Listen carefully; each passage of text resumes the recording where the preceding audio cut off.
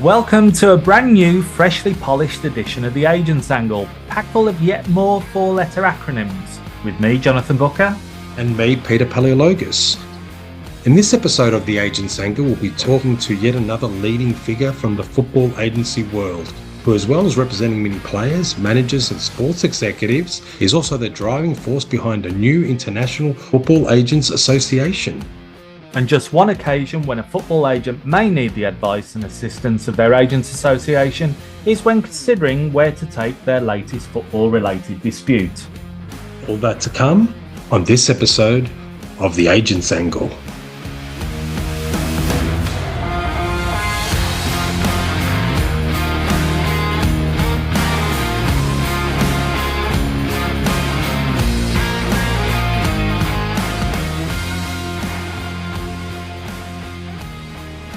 Now, I would like to say I've been able to put my feet up this week and look forward to the summer, but that would be a lie.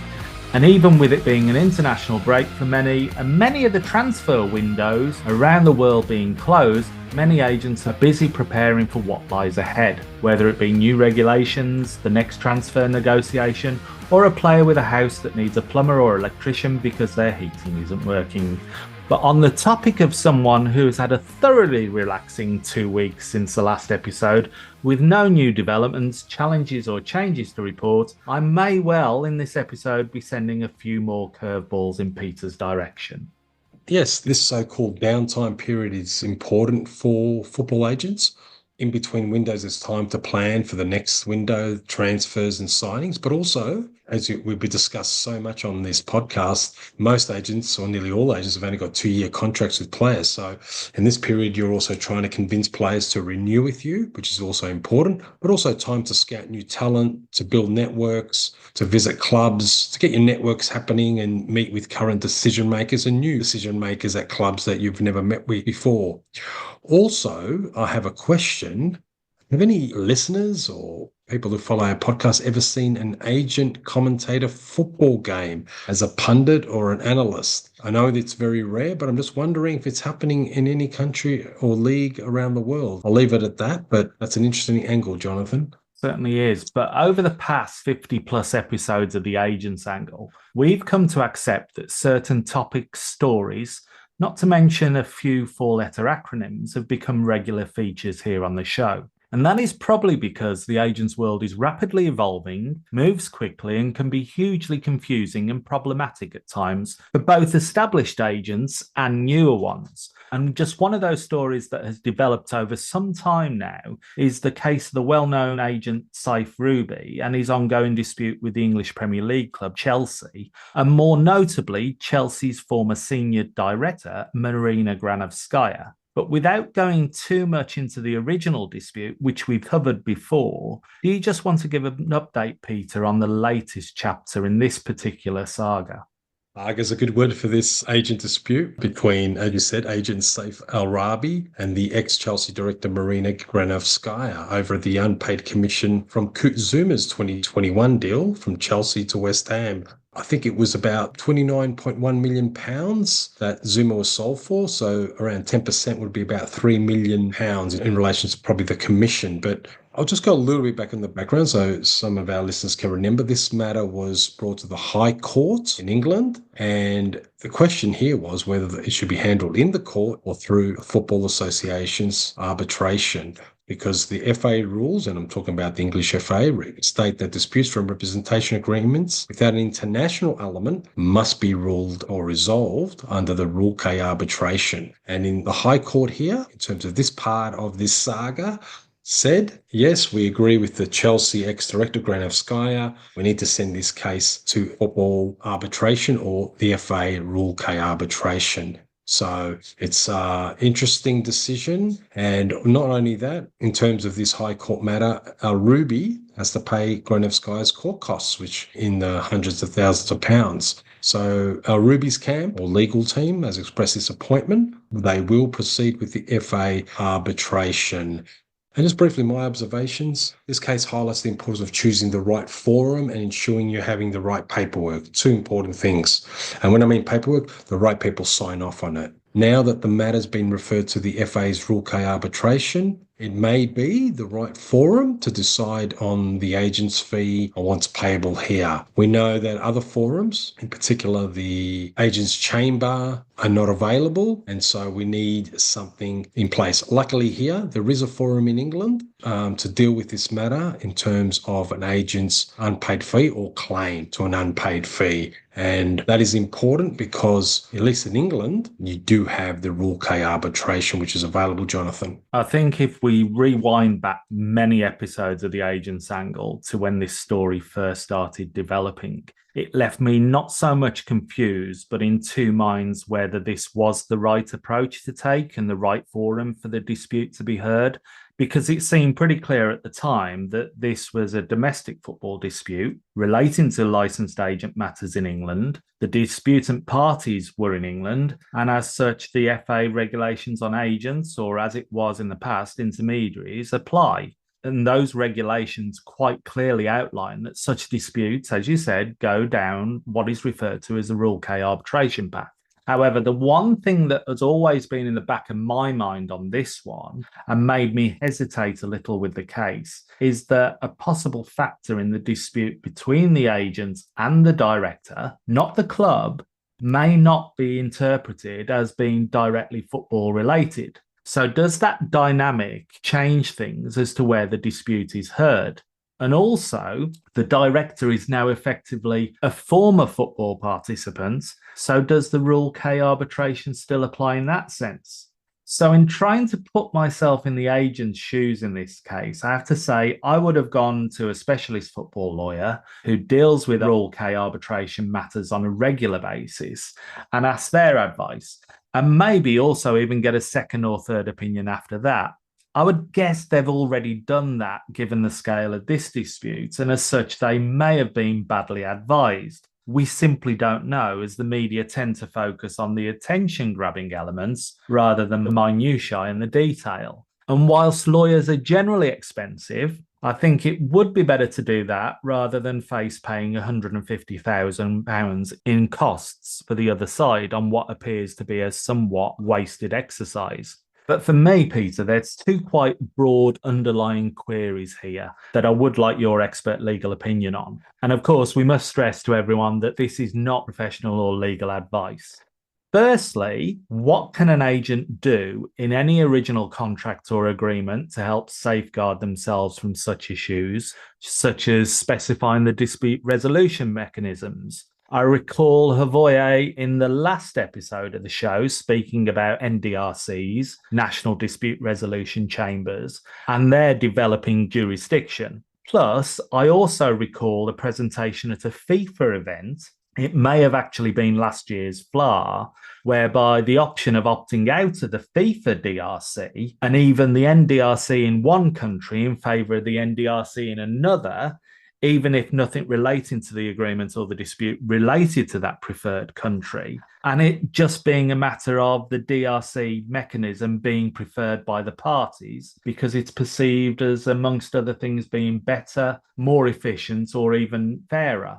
Also, can the dispute mechanisms be multi-tiered in allowing a chain of options if one isn't initially agreed upon mutually by the parties, isn't viable, or simply doesn't work? And secondly, in terms of those various mechanisms, what options are actually available to agents with dispute resolution, both domestically and internationally? Because just to confuse things even further, we have arguably independent bodies such as CAS and sport resolutions as possible options, as well as territories where football governance is entwined with national legislation. And this is all compounded by the added uncertainty surrounding the FIFA agents chamber, which still appears to be suspended indefinitely without much explanation from FIFA, thus leaving a lot of agents and agent-related disputes in limbo. Without giving any legal advice and keeping it very general. Firstly, a lot of these issues would have been ventilated in the High Court. So whether Granovskaya was a football participant or an official at the time, whether it was a commercial deal which should go to the court or Rule K, a lot of the lawyers would advise and put submissions into the court. And I think the High Court made a decision, considering also it was a local, as in an English matter, that it had to go to Rule K. But all those issues would have been put to the court for a decision. Now, in terms of your questions, there's a couple there. And the first one is, when you're doing a contract, you can have a few layers in terms of dispute resolution, but also jurisdiction.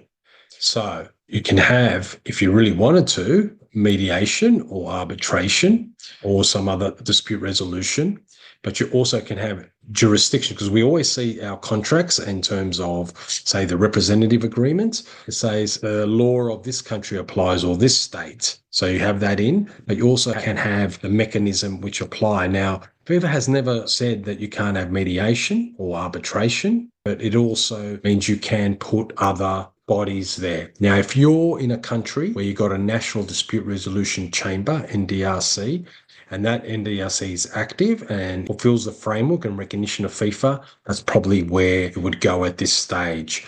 In terms of other countries, you can go to court, but it would be better if it's something like a small claims tribunal or some court that's quite efficient and quick. Because when we're talking about agent fees and agent business, we need something that's quick. The CAS, the Court Arbitration of Sport, is also a available option, but just like a court, the Court Arbitration of Sport is a very expensive option. Now, the best system is what FIFA came up with in the FFAR, is the Agents Chamber for the international focus, which should have started in operation the 1st of October 2023. However, because of the FIFA Football Age Regulation suspensions, it was suspended on 13 December 2023, so hardly any cases.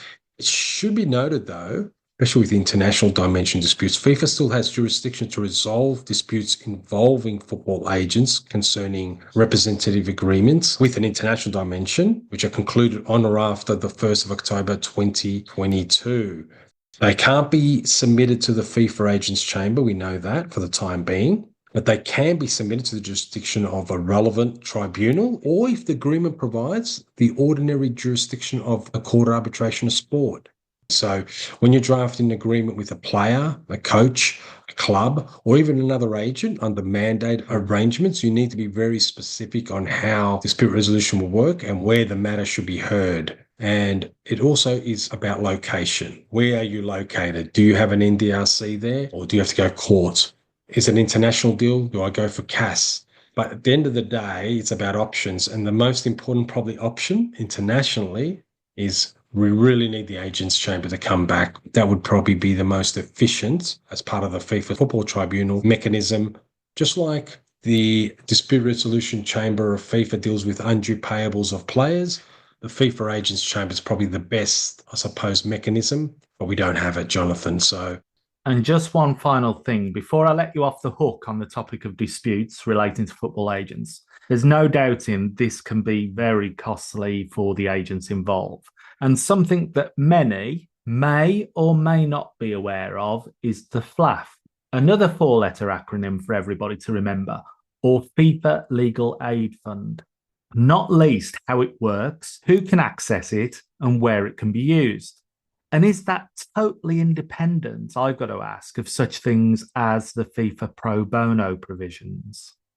Okay, so we know that litigation is very prohibitive. Obviously, if you're chasing a $3 million, $4 million fee, you're probably going to take the risk, but litigation is very expensive. So in terms of FIFA, they offer financial support to natural persons in proceedings before their judicial and disciplinary bodies. So when I talk about those bodies, I'm talking about Player Status Committee or Dispute Resolution Chamber. So people who cannot afford representation can get a pro bono counsel, depending on their financial position. So the procedural costs and the legal costs, they don't have to pay. In terms of CAS, the Court of Arbitration of Sports, they hear the appeals from FIFA's, say, Dispute Resolution Chamber. So they're a body where you might end up. Now, as of the 1st of February 2023, the CAS has established a new legal aid fund, specifically related for football-related disputes. The money's been provided by FIFA. It's called, as you said, the FLAF, Football Legal Aid Fund, and it has legal aid guidelines. Now, important thing for agents here, it's not just for agents, it's also players and sometimes clubs who don't have much money, is you can access the CAS as a dispute resolution forum, Court of Arbitration of Sport. And I think I mentioned Agents can go to CAS still on certain type of international matters if it's in their contract, because we don't have the agents chamber. Now, legal aid, it's not universally available. To be eligible, you must demonstrate your income and assets are insufficient to cover the cost of proceedings. So you've got to provide evidence, bank balance, salary, savings, any real estate or any other valuables in your possession, cars, etc. And it includes if you've got a family, children, so they'll take into account all those responsibilities. Now, it comes down to your financial means, not always the merits of your claim. Now, also, in certain disputes, you can get a FIFA pro bono counsel. However, it has to be a dispute that's within those pro bono provisions. And what a pro bono counsel do, it's a lawyer who's appointed by FIFA, independent, to support the case. FIFA pay the lawyer or the pro bono counsel. That's a different type of legal aid. And there is, I think, 20 people who are FIFA pro bono counsel, but there haven't been, I have to say, many agent disputes have gone to FIFA pro bono, if any disputes at all. So yes, you can get legal aid, but we don't hear much about it. And so its availability maybe is a secret. I don't know, but it is available, Jonathan. Who'd have thought it? Secrets at FIFA. And I have wondered for some time now, since finding out about the Legal Aid Fund, whether you could cheekily apply to the FIFA Legal Aid Fund to help with the costs of a dispute with FIFA themselves. Just a thought. And when such confusion hits over matters of where to raise a complaint or take forward a dispute, or even for that matter, just to ask for advice, gain support, or just have a sounding board, many people would go to their representative body or union when faced with such uncertainty. But for football agents, there seems to be a little bit of a problem here. Because let's be honest, historically, agents' associations haven't covered themselves in glory. And many ask questions about their competency, their legitimacy, effectiveness, and whether they are truly representative. So in light of that, such situations tend to create a vacuum. And whilst we already have arguably 3 International Football Agents Association offerings on the table, in recent months, there is a new kid on the block, so to speak, with a well-known name from the football agency world behind it. And from what has been reported, it has a rapidly growing membership. Yes, Jonathan, it's the International Federation of Football Agents, or IFFA, a new agents association. It's gaining traction from what we hear in football agent circles, already estimated at over 400 members. And today we're excited and honoured to have Dr. Erkut Sogut on the podcast, a world-renowned football agent and football lawyer who's been involved in major player deals, including that of Mesut Ozil. Erkut is well-known author and lecturer and inspiration to many new and up-and-coming football agents. He's the founder of the agency Grow and the Sports Agents Academy. Erkut has over the years based himself in various key football markets like the United Kingdom, Turkey, Germany, and now California, the United States of America, therefore has a compelling and informed insights of how a football agency works and also the football transfer market has developed worldwide. Recently, Erkut was the founder of the new International Agents Association, namely the International Federation of Football Agents, known as IFFA. Erkut, welcome to the Agents Angle. Thank you very much, Peter, for having me. It's a pleasure to be here with you and Jonathan, and I look forward to our conversation today, and it will be great. Thank you. Can you tell us what motivated you to launch IFFA, or the International Federation of Football Agents, and why now at this, maybe I can call it, seminal moment for football agents? That's a very good question. I mean, first of all, I'm someone who always believed in working together and doing things together with right people, having a good network, having good education. That's why even while I was a law student back in Germany, I founded the Turkish-German Law Association, just like bringing people together. That was back in 2001. So I have done many associations throughout my life, not just in football. And this is just a part of that. And I felt it was the right time because FIFA with the new agent license system, and I wanted to bring them under one umbrella and create an opportunity where we network with each other, because that's one of the biggest obstacles for many agents worldwide. For someone like me who worked in many countries, and rather than working against each other, why don't we create an environment where we work together and do deals together and everyone has something from it. And also another thing is to be a global voice and under one umbrella be one voice for agents And when it comes to our rights, that we can operate together, that we can demand certain things for people who are doing regulations about us. And I felt there is no agent or association until today, there was none in the world, where agents from Africa, Asia, Australia, Europe, South and North America can come together and say, okay, that's a place I want to be, because I can network, I can learn, and I can make something together with these agents. And you touched on there the aspect of other agent associations. We get a lot of questions from people who listen in about which association they should join. And we pretty much stayed neutral on it. We've invited every agent association here onto the podcast, and it's up to people to decide. And we can't get away from it that in addition to IFFA, we have arguably 2 or maybe 3 international agents associations. We've got IFFA, TFF, and PROFA, the last of which you were actually a significant driving force behind several years ago. Just briefly, for people to evaluate, what are the main ways in which IFFA differentiates itself from those, and also the characteristic it shares with those other associations? I mean, IFFA is a European agent association. It's already in the world. It's an association that it's attracting European agents, which is not our goal. We're not a regional or a local association. That's already something which is not in our plans, and which we said from the beginning, we can't restrict, and we want to be a global voice for agents, right? For us, every agent, it doesn't matter in South Korea or in Australia or in Uganda, matters. That's why it was important for us from the beginning to be a global voice. With the others, they are not limited to a country or a region. And I think there will be different agent associations, and they can also live with each other, and they might have different goals as well somehow. It's not like that we are enemies or that we work against each other. No, again, our goals are networking, education, and representing the agents, right? Maybe some other agents associations, they have other primary goals, which is also okay. There will be areas where I believe we will work together, and we're not kind of excluding each other and we're saying, hey, we're not talking to that association. I mean, we'll be stronger if we talk to each other. Again, it's not like dividing. And some agents might find a better place to be in another association and will be happy, and some agents will be more happier in ours. And maybe that shifts after a while. They might change. That's fine. It's about where do you see yourself, in which association do you see yourself, and which is good for you. Where can you develop? Where can you learn? And I think that especially the future agents, in my opinion, they will probably prefer to join an association like ours, where a lot of other young agents are, and they want to learn with each other, and they want to grow together. They want to cooperate with each other. I think this is where we are in the business. And look, we are still very young, right? We're just a couple of months old. And the other associations are there for a while, right? And they do a job for many years. And again, I'm not competing with any of them, just to make it very clear. They're there, they do their thing. I respect what they do. I will never say they do a bad word or a bad thing or a good thing. That's their thing, and they're also an association, and I respect everyone what they do. And this is our goal. And we welcome every agent. We're not saying, hey, because you're in that association, you can't be a part of ours. That's also not what we want. So that's the goal. We want to actually bring these members together.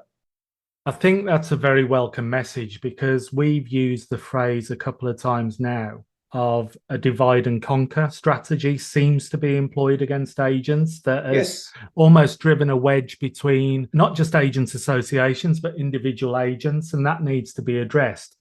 But we'll go into that aspect now of FIFA and the FFAR. If I can just ask, from your perspective, how have we got to a position where agents who are so influential in the business of football now are so underrepresented or misunderstood by the football governing bodies in recent years, which is epitomised, I think, by FIFA and the whole FFAR saga? Now you open a topic, right? We can talk hours about that. I mean, back in 2018, I think it was the first meeting. I think it was April 2018 in Zurich. And I was a part of this first meeting, and the meeting's ongoing as well, right? And there were some agents from different parts of the world. My goal and ambition was from this first meeting onwards, let's do it together, right? All the agents and FIFA, let's work on this piece together. Let's bring all our knowledge and information, and how can we build it? ECA or FIF Pro representatives, let's come all together. Let's listen to the player side. Let's listen to the association side. Let's listen to the player agents. And what is the best outcome here? So a real consultation process is something where all parties have an influence. It is not a consultation process when one party dictates what they want and the others just may say yes or no, or just give some input which has no reflection on anything. But I felt like more and more when time passes, 1 year, two, I have no kind of impact. I felt like more being there and dragged on. And then I said that openly, look, guys, this is not what I was intending to be. And I don't want to be in a part of a journey where I'm representing agents, which I don't do here. So I would rather leave this consultation process because I don't want to be part of something which I had no influence in and which is not what I want anyways. So that's why I left the process. I left the consultation process back then. Because again, I want to be somewhere where I have an input, where I can change something, where I want to really be heard, by everyone. But I didn't feel it. So I decided on a personal level that I leave the agent consultation process, but I also left PROFA at the time, which we created with Petty Dominguez at the time. So again, the intention with PROFA was the same. We need a global association. But again, we had different ideas eventually. And I said, I don't want to stick with that either. So I kind of left both. And I said to myself, one day when the time is right, I'll come with something. And now is the time for me after a couple of years where I feel, okay, this is the right time to build something, what I always wanted to build with PROFA maybe in the first place. I want to build now with this one. I think we can share your opinion there because all three of us were involved in that, shall we say, process likened to consultation. And I think we all reached a tipping point where we decided we've done what we can here and we can't do any more. So I think Peter and I can appreciate your position there. What's been the general response from industry stakeholders to IFFA's formation so far? And importantly, that relationship with FIFA, particularly in light of the ongoing disputes and debates on FFAR. And with that in mind, will IFFA be represented on the FIFA agent working group or seeking a place on that working group? And what are your own observations and IFFA's stance on the FIFA agent working group? So the reaction from stakeholders, look, the only reaction I have from agents, and they're really happy. And that's for me the most important thing is getting feedback and learning with agents together. I don't really, I wouldn't say care is not maybe the right word, but I'm not looking out for anyone at a stakeholder telling me, wow, you have done a great job. I don't care. So no one has to come and tell me, wow, we really like what you guys doing. We are whatever organization within football, whatever stakeholder. This is not the reason we have created it. And I don't think our goal is to be a part of any group, right? To join FIFA's working group to say, we need to be a part of that. No, that's not our main goal, to be honest. We never even talk about that. As I said from the beginning, our goals are simple. We want to network with each other, we want to educate each other, and we want to act as a one-voice group. That's the main goal. Whatever happens on the way, it will happen. I'm not never telling we will never join a working group. I would never say that, right? It depends what the board and everyone decides. It's not my decision. We have, I think, more than 450 members right now. Maybe they say, hey, we should join it. And that's the decision of the members. And then I have to respect that, It's not like that if we will join FIFA's working group or not, the members have to decide that. If the members see a value in that for them, and if they believe it and the board, then I think it's a right step in the right direction to try it and to talk. And there will be representatives from our group going there and talking. I'm not closing the door to any association or any stakeholder not to start a conversation. But again, that's not our goal, why we started this journey. We don't have to be a member of anything. We are independent. And I think the main word is here independency, right? We're not bound. We're not paid by anyone. We're not bound to anything. We're not following someone else's rules to be in a group, Simple. If that ever happens, if the members want that, then I need to go, I think, myself again, because I don't want to be someone who is doing something what someone else says to me and pays for it. I'm not doing that. So as of yet, there's been no call from FIFA or words of encouragement or invitation? No, nothing. No, nothing. I don't know if they have contacted the other members or board members, but it never came up so far. And as I said, we're also very new there, right? And it's just a couple of months now we are there. So yeah, let's see what the future will bring. As I said, we're just growing every day. I mean, every day we're getting new members. It's just as overwhelming. And every day we're getting, hey, Erkut, can I represent IFFA in this country? Can I represent IFFA in this country? So next we will have 2 new announcements of directors from other countries again. So it's just growing now naturally. And we're just going with the members together and we'll see where it goes. Now, as we've said, it's very early days for IFFA, but obviously you have goals and a vision of where to take it. Where do you envisage IFFA going over the next few months, if not years? Is it more of a network and a policy influencer in the future, or something else entirely? And also going back to that future relationship with the likes of FIFA and other stakeholders, how do you envisage that developing in the future? Very good question. So where do I see IFFA in future? So I believe IFFA will be if it's not already today, the biggest agents association in the group in the world by numbers of licensed FIFA agents. And also we will have a door in future, not today, for people who want to become an agent as well. Let them join Zoom meetings so they can learn and then make a decision if they want to pursue this career. So we will place, I think, our priority goal is literally bring people together, to open them the door, to be able to meet other agents, to be able to learn from others, so that we create ethical great standards. For me, it would be amazing one day I can see having this code of ethics within IFFA, which says, hey, if two agents within IFFA give mandates to each other to do a deal, then these should be the rules. You know what I mean? So creating our own rules and regulations when it comes to working with each other. That would be amazing. So there's no dispute, there's from the beginning, it's clear that everyone knows what they get from first minute, So I would love to have code of ethics created for agents. Actually for me is the most important thing to create a great foundation, to have a fantastic foundation ready wherever it goes in the future, whichever direction the board and the members will decide to go. But yeah, I think I envision myself an amazing organization where people have regularly online meetings. Then I envision a situation where we meet physically once a year and change every year to another continent. I would love to have regional working groups. It's creating an organization where and people need to feel like comfortable and happy and being felt appreciated to be there. Money should never be a barrier. I don't like that. I want to keep it like for free, a membership. But if the board or the members decide, okay, we need $9.99 per year or so to do something, then it is, But again, these are all future things, but there shouldn't be any barrier. The only barrier is you need to be a FIFA licensed agent. But maybe imagine the future goal could be, why wouldn't we give a license in future?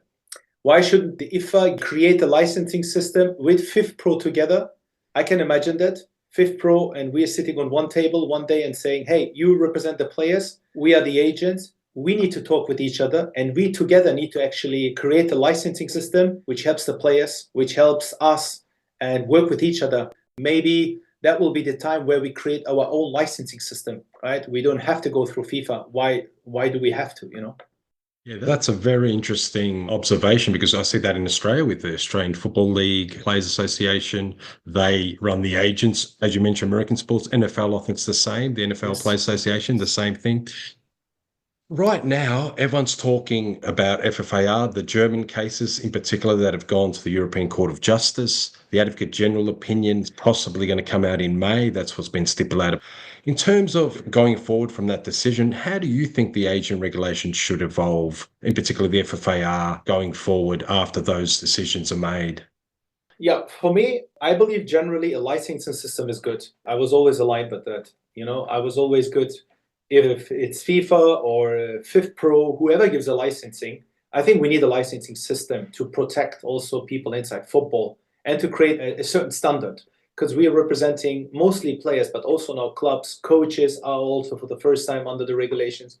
So it's an important profession, and I think we need a standard. We need exams and everything. That's good, licensing. But then there are also regulations within the FFAR, which is, for example, the salary cap, which is one of the most discussed things, right?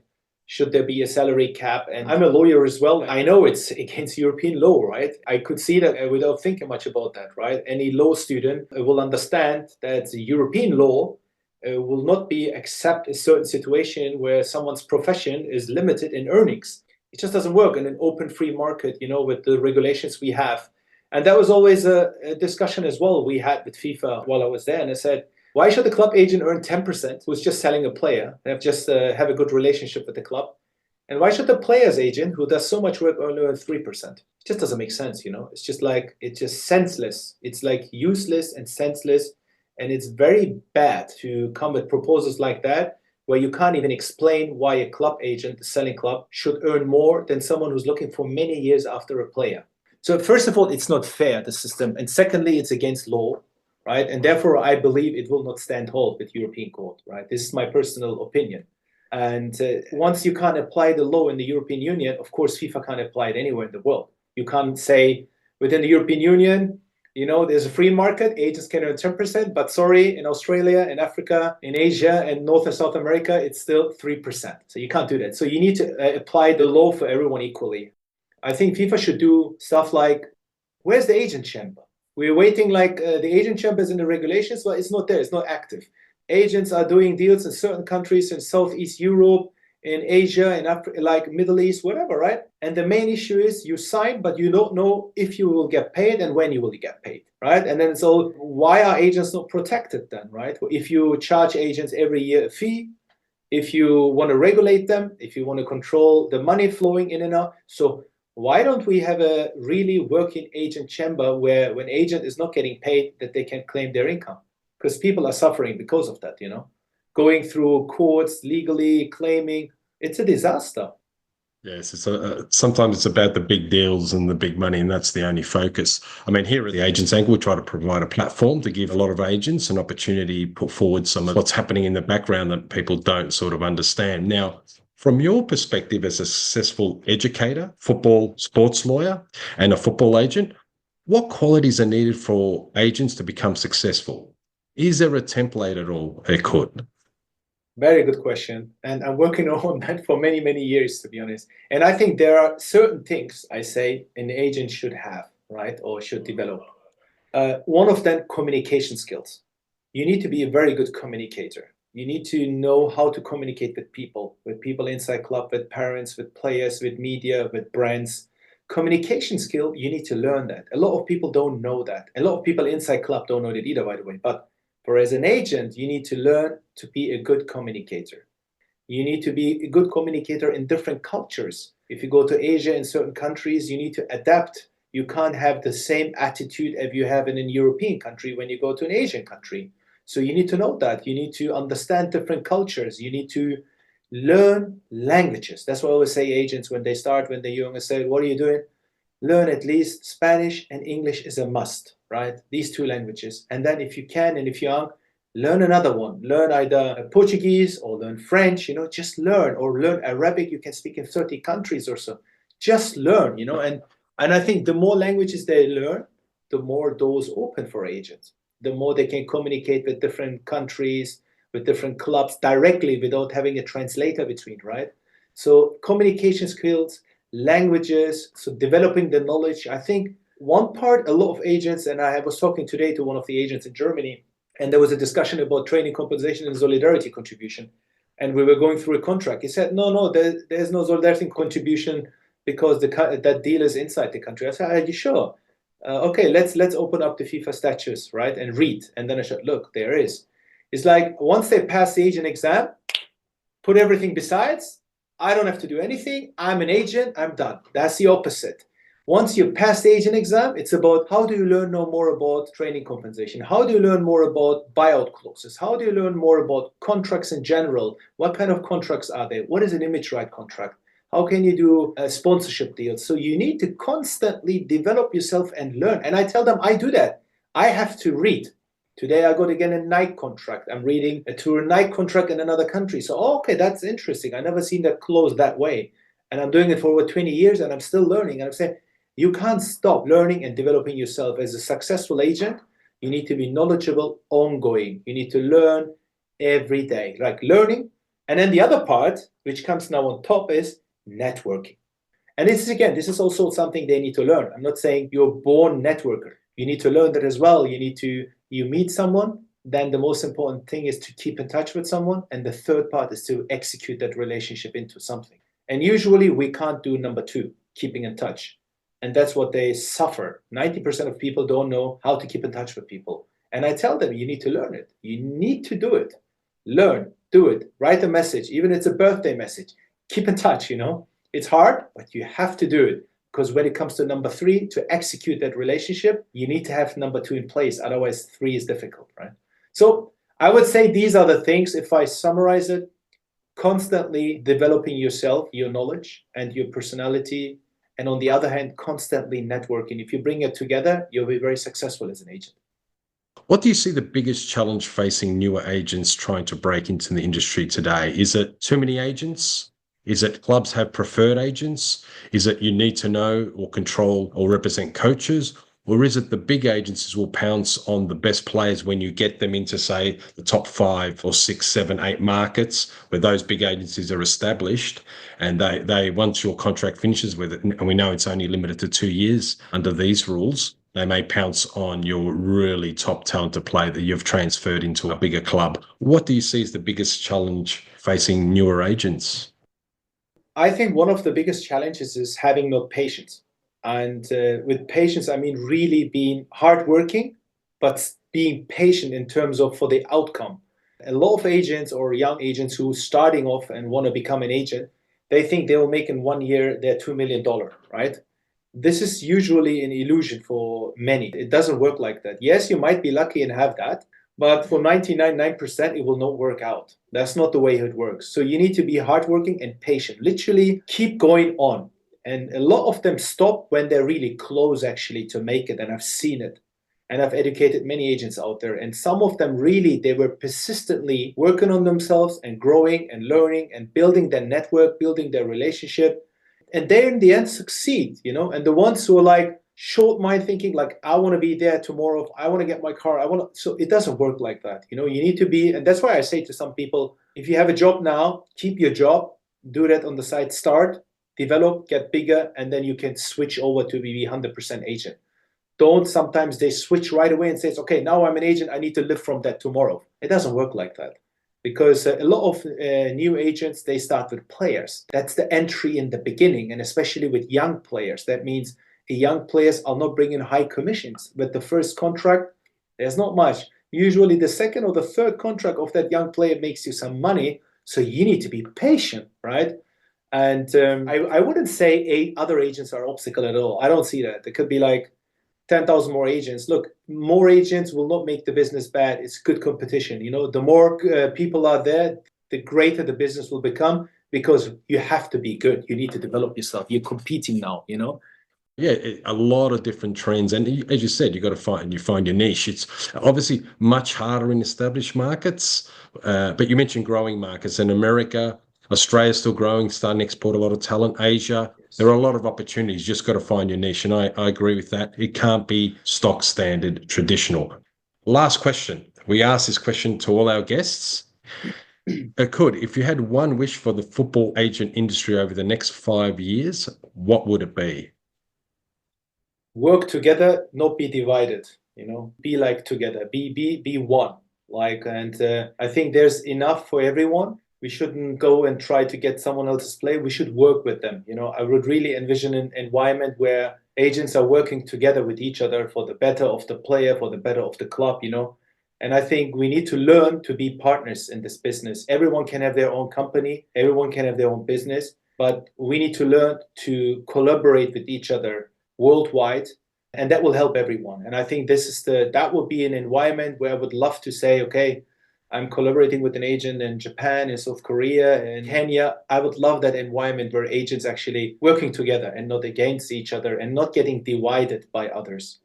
Yes, and we know in the agent game, as I like to call it, that's the name of my book, I shouldn't say that, there's a lot of ego in the profession, but I agree, unity is very important, and lowering those barriers between people, because everyone's got something to offer. Yes. Thank you so much, Erkut. We really appreciate it. We covered regulatory, your new association, which sounds very exciting, and the business of football, because I know you've written a lot of books and mentored a lot of people on the business of football agency.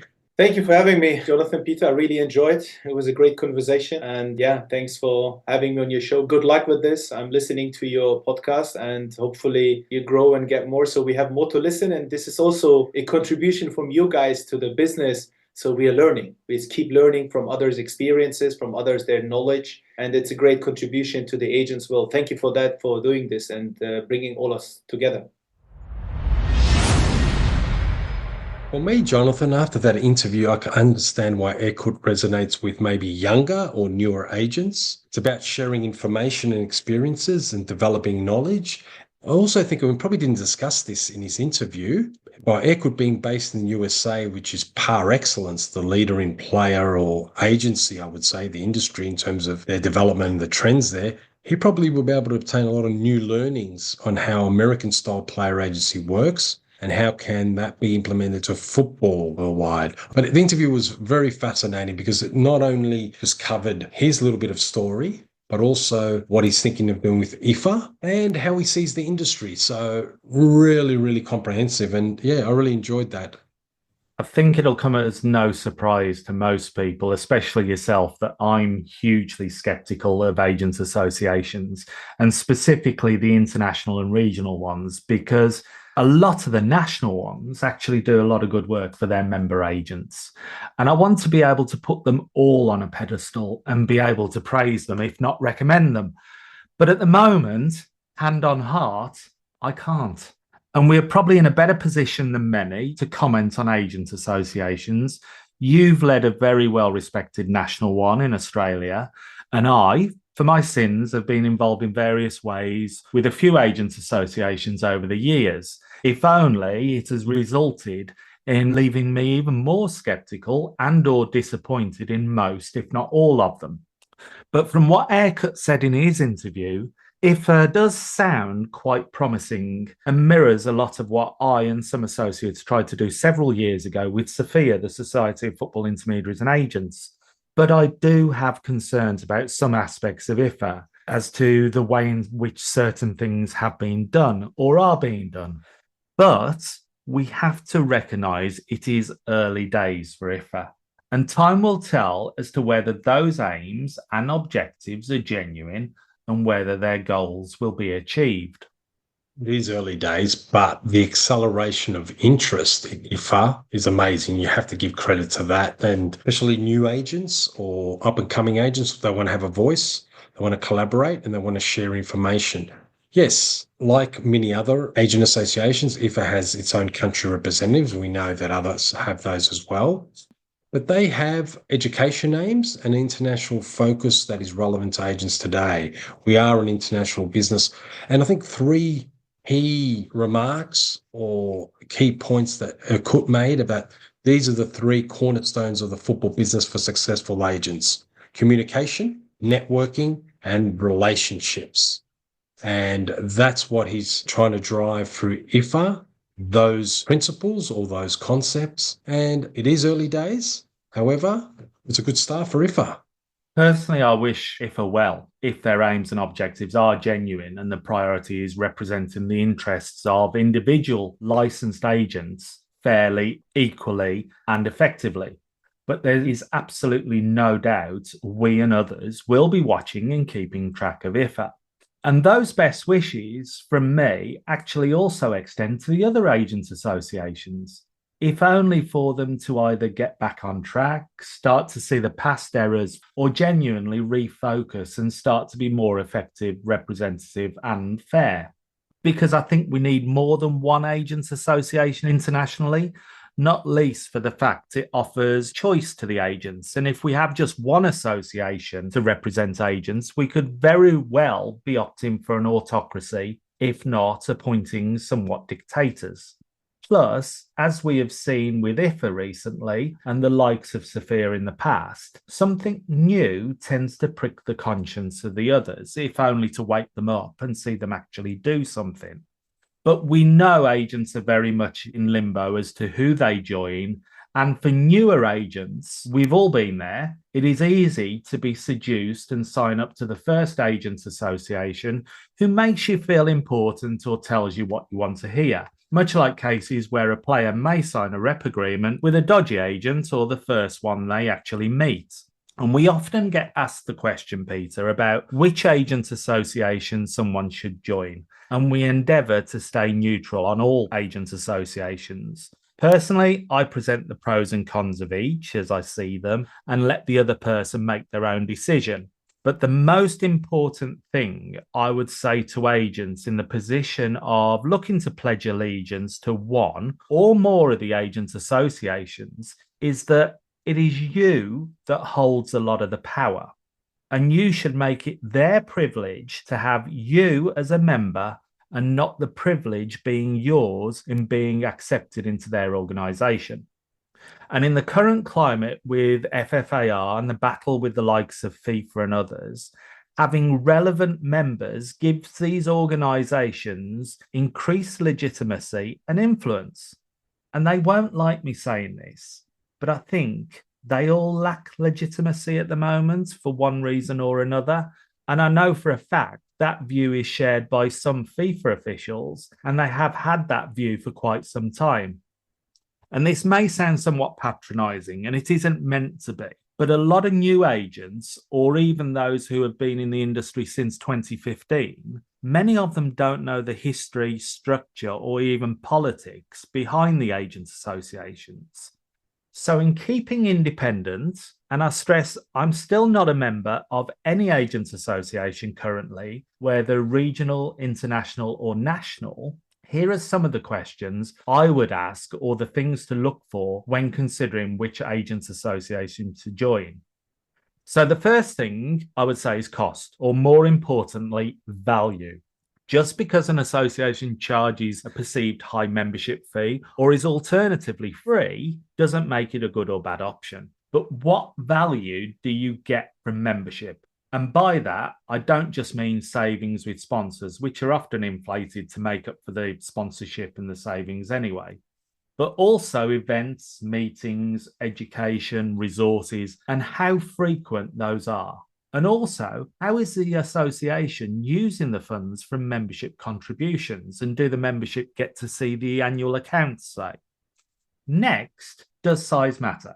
A question a lot of people ask. And stop laughing at the back.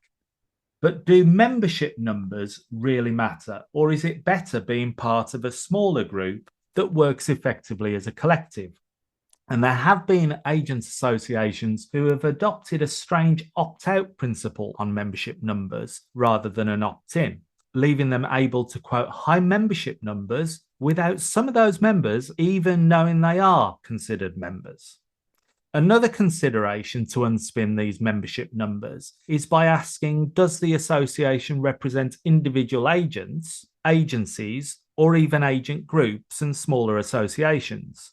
Because for me, if an individual agent is a member of a local or national association, or even an agency, have they given their permission to be regarded as a member of an overarching organisation? Or again, do they even know they are considered a member?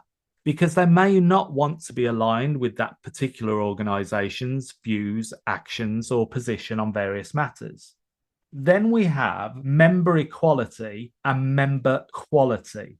Who are your fellow members, and do they adhere to a code of conduct? And what happens if they don't? Is everyone treated fairly and equally, even as far as standing for committee, chairman, or president? Or is it a case, somewhat in the words of Orwell, that some are more equal than others? Or to use my words, do you have to personally insult the chairman to get kicked out? Maybe, once again, this is another effort to massage those numbers or even accumulate more membership fees, even to the extent of allowing people who are not licensed agents to be granted full membership status and full privileges. And with that, and a vitally important issue, who leads the association and who makes the decisions? Do they have autonomy to make decisions without consulting their members? And also, how are the likes of the various committees, president, general secretary, or board appointed? What are their roles and responsibilities? Are they elected? When and by whom? And finally, can you join more than one agent associations? Or do you have to pledge loyalty to just one? Now, for me, there's nothing right or wrong in this approach. Personally, I'd find it very difficult to sign up to an association that did have this approach. But if their reasoning for the approach is explained, fair, and legitimate, then maybe it would be a viable proposition. But personally, I wouldn't want to be potentially used as a political pawn in any rivalry between associations, because they should really have more in common than they do in terms of differences. Now, I could go on and on in relation to this topic. I probably have already. It's something I've invested a huge amount of blood, sweat, and tears in over the years at my own cost. But I would say the most important thing in all of this for agents to consider before they pledge allegiance to one of the agent associations is to ask to see such thing as the association's statutes, code of conduct for members, governing documents, and member criteria. Because most, if not all of the questions I've posed should be covered in those documents. And if these documents aren't available, there's nothing wrong with expressing provisional interest with a view to joining in the future, as and when those resources are available.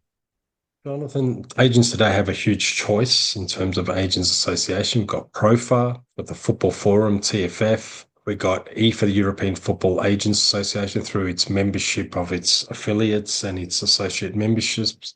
They've got IFFA. We've discussed today with Erkut, a new and dynamic association.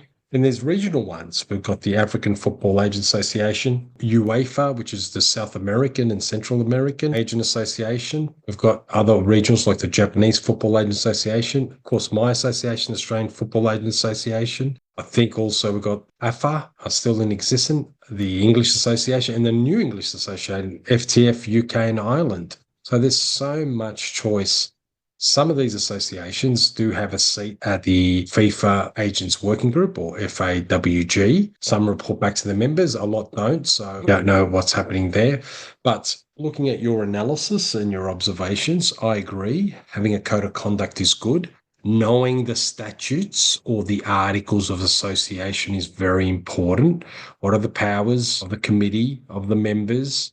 How are meetings going to be held? What are the obligations? We in Australia, the Australian Football Agents Association, we're an incorporated association in Australia, which means we report to government agencies on our finances and also have to put in any resolutions we pass at an annual general meeting. So that shows a bit of transparency and also statutory reporting.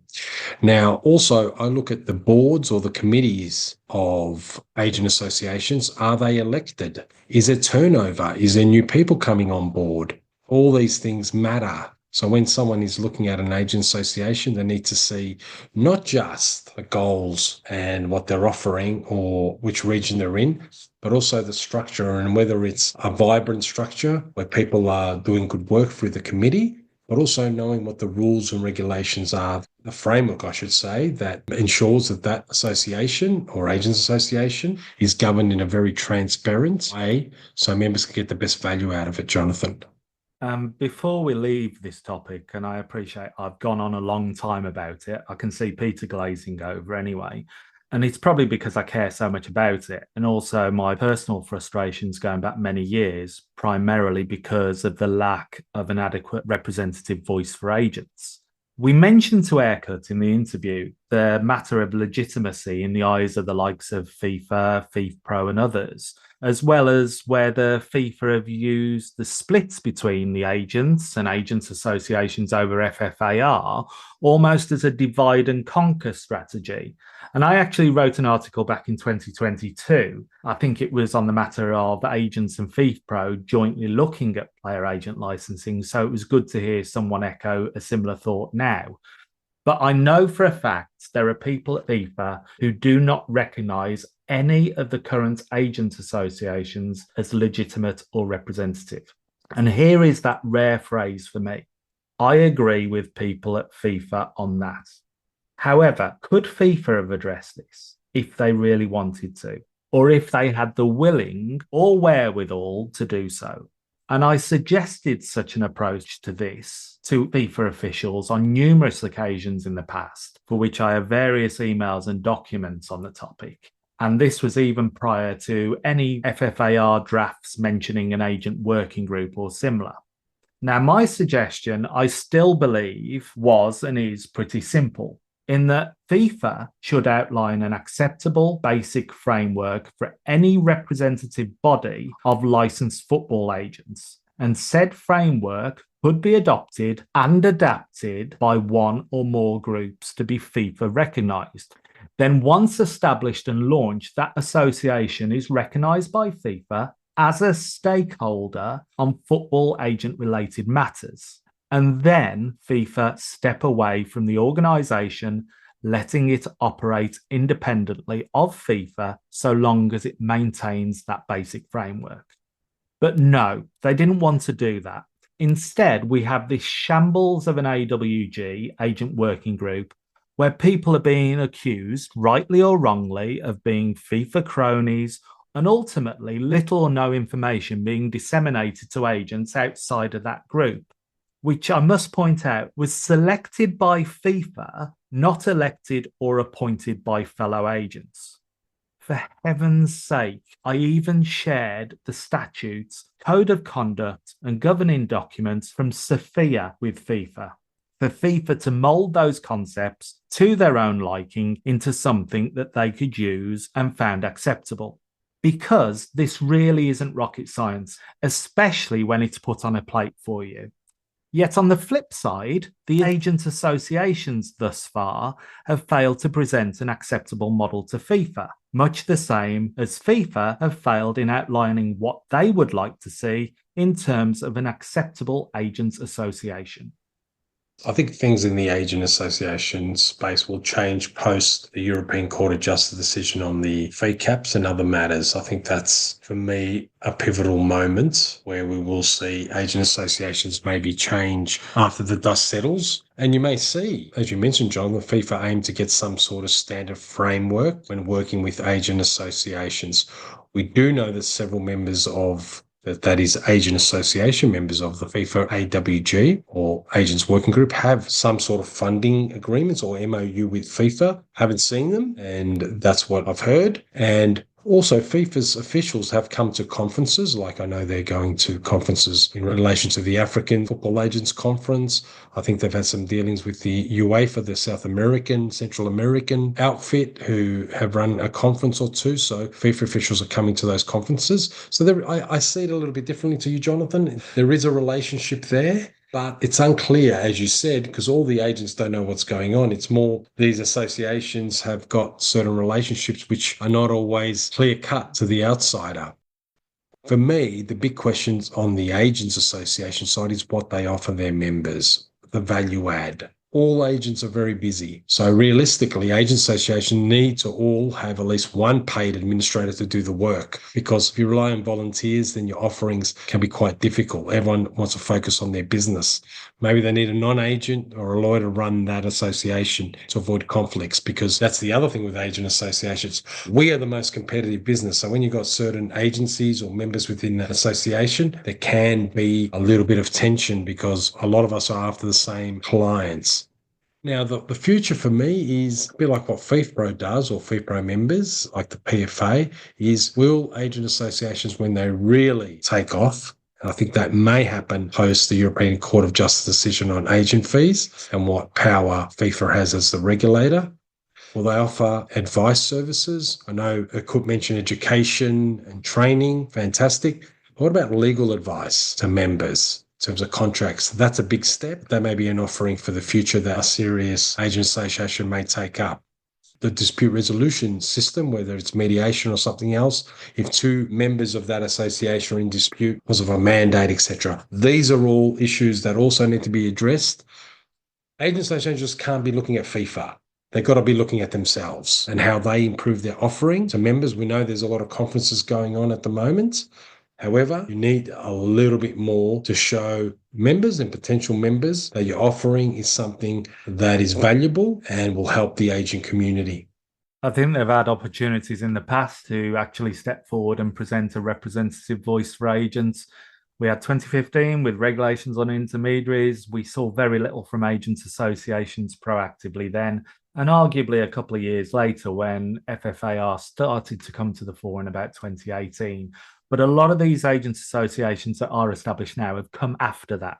So maybe we might well see, after the legal disputes have settled down a bit on FFAR, moving forward. And if you think we've missed the more technical and legal aspects of the agents world in this episode of the Agents Angle, we didn't want to disappoint. And as such, we picked up on an article written by someone who I believe is a lawyer and agent, much like yourself, Peter. And this relates to a really critical area for agents in terms of transfers, contracts, and also what we were looking at earlier in this episode, disputes in football that involve agents. Yes, there was an interesting article written by an agent lawyer, Uwal Trivedi, and it related to the Granada v. Alanaspor Court of Arbitration case, which highlights the strict compliance needed in football transfer agreements. This case relates to an agreement that Granada entered into with the Turkish club. If they got promoted to La Liga, the loan of a player by the name of Famura Didiu would become a permanent transfer with a fee of €500,000 payable in 2 installments.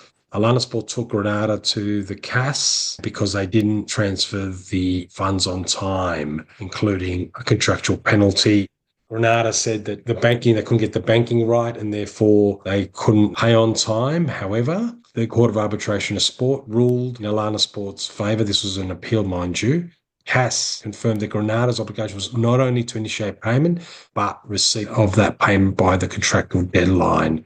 Any delay, even if it's because of international banking delays, is a failure of due diligence. So this is an interesting one. And the reason I raise this case is the broader implications for football governance, which also affects agents, that clubs must ensure timely completion of payments and account for potential banking delays. And also it underscores, I would say, the enforceability of pending clauses in football transfer agreements. Now, agents have to be involved in part of that football transfer agreement. It affects their players. They need to ensure there are safeguards in there for that player to go on a further transfer. And that is very, very important. And I think from an agent's perspective, we need to know how clubs are paying further transfer fees. I mean, we know that fees are paid in installments, but from an agent view, and this is what's highlighted in this Granada case, that things are very strict when payments need to be made. So from an agent's view, unpaid transfer fees, although the agent's not a party to the transfer fee contract or the transfer contracts between the two clubs, but it affects the player, that can jeopardize a player's future transfer. So we need to be across this and monitor what's going on with payments and installments of transfer fees, and how that transfer agreement works out in terms of making sure it's favourable in one way to the player, not to circumvent their future because clubs can't make payments or there's late payments.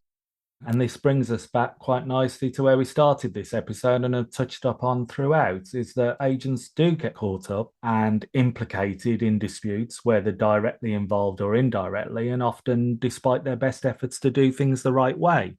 And as such, they need to know what are the most appropriate things they can do to avoid such things and the options available to them. Plus, any advice or support they can tap into, whether it be the likes of an agents association, a local FA, or a specialist lawyer, or maybe even, dare I say, FIFA, as and when they choose to respond.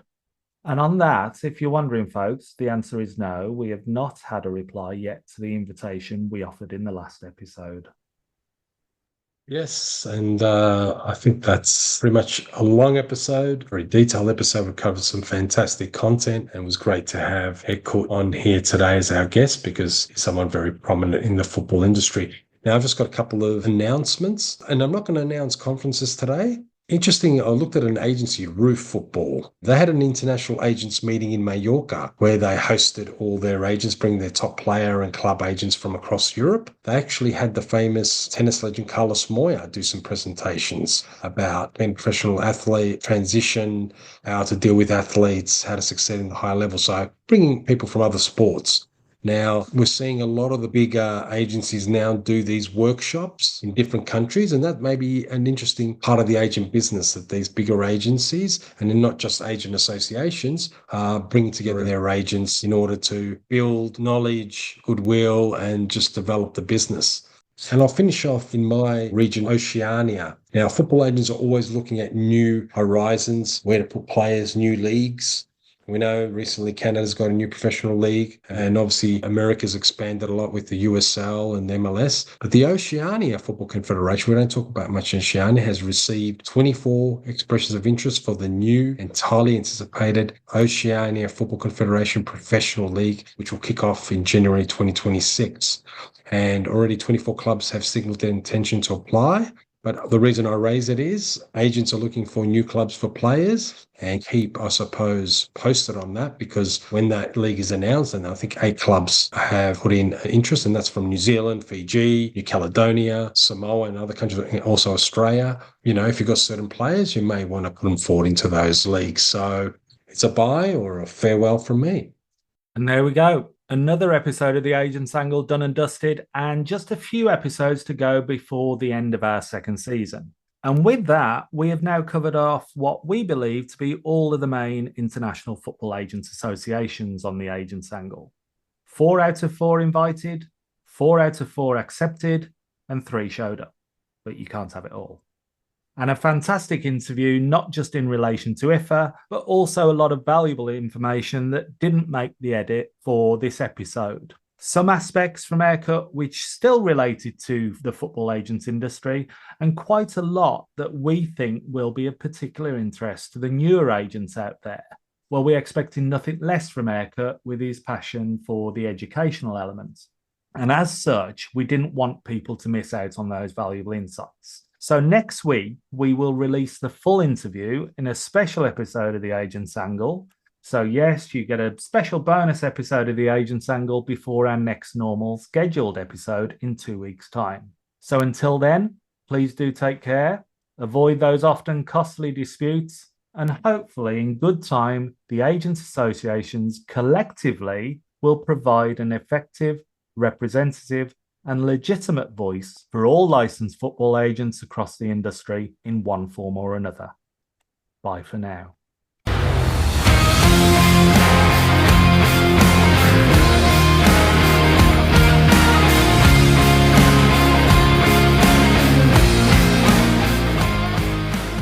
The purpose of the Agents Angle podcast is to provide news, information and facilitate discussion on regulatory matters, policies, business trends and issues affecting football agents worldwide.